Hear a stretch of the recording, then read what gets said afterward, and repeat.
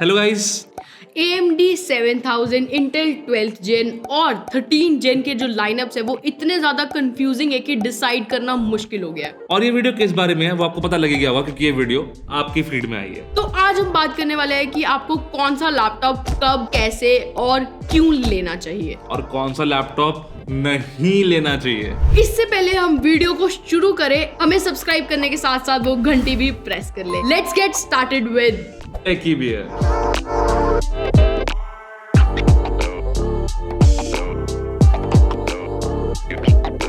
ये वीडियो किन किन लोगों को देखनी चाहिए और किन किन के काम आने वाली है।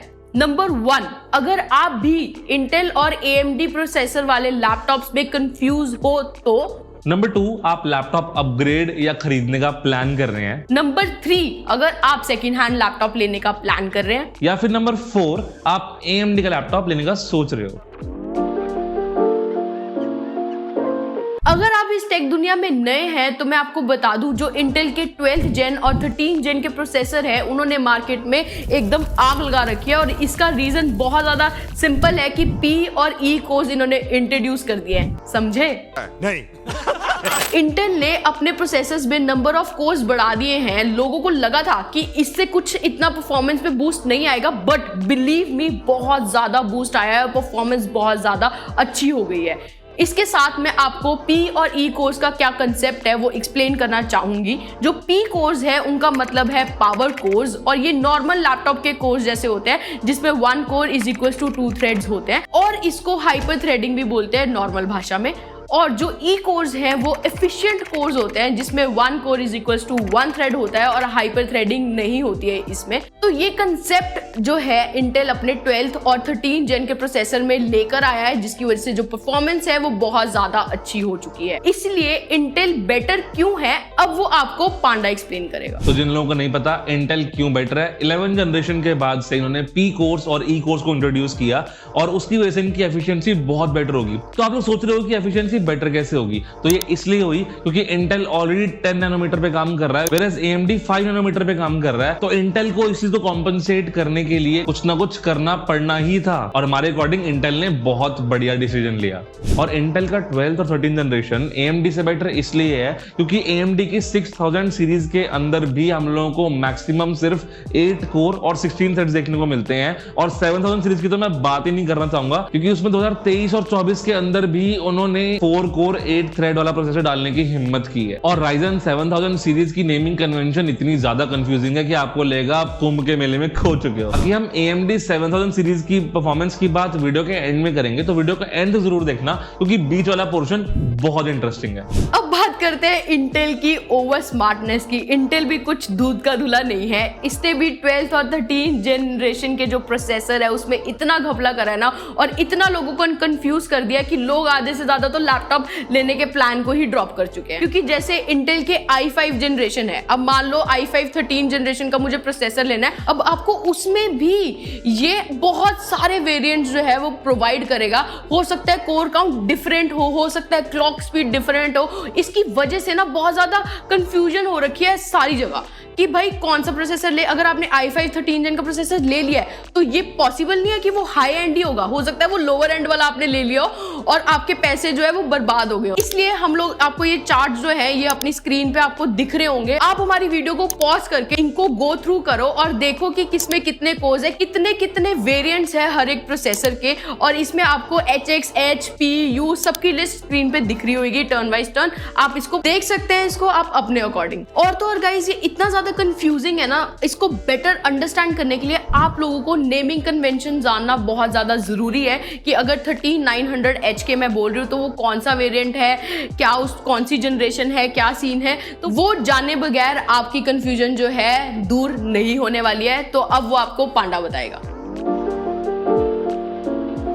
तो गाइस नेमिंग कन्वेंशन समझने के लिए हम एक एग्जांपल लेते हैं जो कि है इंटेल का 13900HK। तो इंटेल तो ऑब्वियस हो गया होगा कि इंटेल कंपनी है, राइट। 13 यहाँ पे 13 जनरेशन को डिनोट करता है, जैसे 12 जनरेशन, 11 जनरेशन या 10 generation. 900 represents the SKU unit which basically means कि i5 की लाइनअप है, i7 की लाइनअप है या i9 की लाइनअप। SKU यूनिट ज्यादा कॉम्प्लिकेटेड हो गया तो बेसिकली कितना पावरफुल प्रोसेसर है वो इस नंबर से लेगा पता। अभी तक हाईएस्ट 13 जनरेशन में 980 है, यहाँ पे हमने 900 का यूज किया है। अब बात करते हैं आगे के अल्फाबेट्स की। तो यहाँ पे HK है, H मींस लैपटॉप के लिए और HK मींस लैपटॉप के लिए बट ओवरक्लॉकेबल। ऐसे ही कुछ और अल्फाबेट्स भी यूज होते हैं जैसे कि HX, HU, P और K। हमने इन अल्फाबेट्स के ऊपर एक रील भी बनाई है, to make sure to watch it. आपको लिंक ऊपर कार्ड में या नीचे कमेंट में पिन्ड मिल जाएगा। अगर इसके ऊपर डिटेल्ड इन्फॉर्मेशन और डिटेल्ड वीडियो चाहिए तो कमेंट करके जरूर बताना, क्योंकि हम डेफिनेटली बनाएंगे।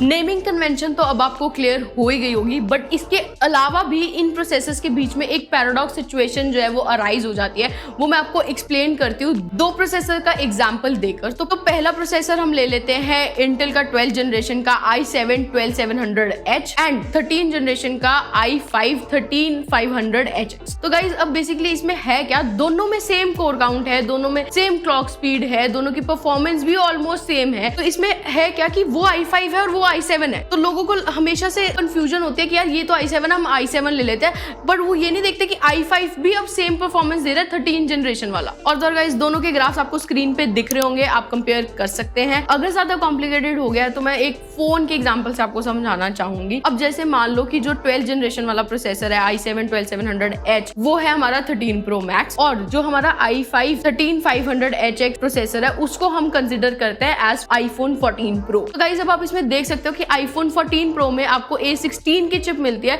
और iPhone 13 Pro Max में आपको A15 की चिप मिलती है। तो मतलब और प्राइस दोनों का ऑलमोस्ट सेम है। हो सकता है कि इसका जो iPhone 14 का प्राइस है वो थोड़ा सा कम हो, तो इसमें क्या रहता है, प्राइस टू परफॉर्मेंस रेशियो जो है वो बढ़ जाती है। तो ये सारी पैराडॉक्स सिचुएशन जो है ये क्रिएट हो रही है ये 12th और 13 जनरेशन के प्रोसेसर के बीच में, इसलिए हम ये चीज आप तक लाना चाह रहे थे। तो गाइस वी होप ये डिटेल्ड वीडियो आपके लिए काफी हेल्पफुल होगी इतनी गर्मी में। तो अभी आपको कैसे डिसाइड करना है कि आपका फाइनल लैपटॉप कौन सा होने वाला है। सबसे पहले डिसाइड करो कि आपके लिए बेस्ट प्रोसेसर कौन सा है इन सब ग्राफ्स को देख के। उसके बाद डिसाइड करो कि आपका बजट कितना है। एक बार बजट फाइनलाइज होने के बाद आप ये देखो कि आपको अल्ट्रा बुक लेना है कि गेमिंग लैपटॉप लेना है, क्योंकि गेमिंग लैपटॉप के अंदर आपको डेडिकेटेड ग्राफिक कार्ड मिलेगा, वेयरएज अल्ट्रा बुक के अंदर आपको डेडिकेटेड ग्राफिक कार्ड नहीं मिलेगा। तो जिन लोगों को नहीं पता ग्राफिक कार्ड का काम क्या है, ग्राफिक कार्ड क्या होता है, तो बेसिकली AMD की RX सीरीज होती है और Nvidia की GTX या RTX सीरीज होती है, जैसे 3060, 2060 या RX 6700 या RX 6800। और ये बहुत हैवी वर्कलोड जैसे gaming, video editing, motion graphics, 3D rendering, इन सब चीजों में हेल्प करता है। ये फाइनलाइज करने के बाद कि आपने अल्ट्रा बुक लेनी है या गेमिंग लैपटॉप लेना है, उस बजट के अंदर बेस्ट प्रोसेसर सर्च करो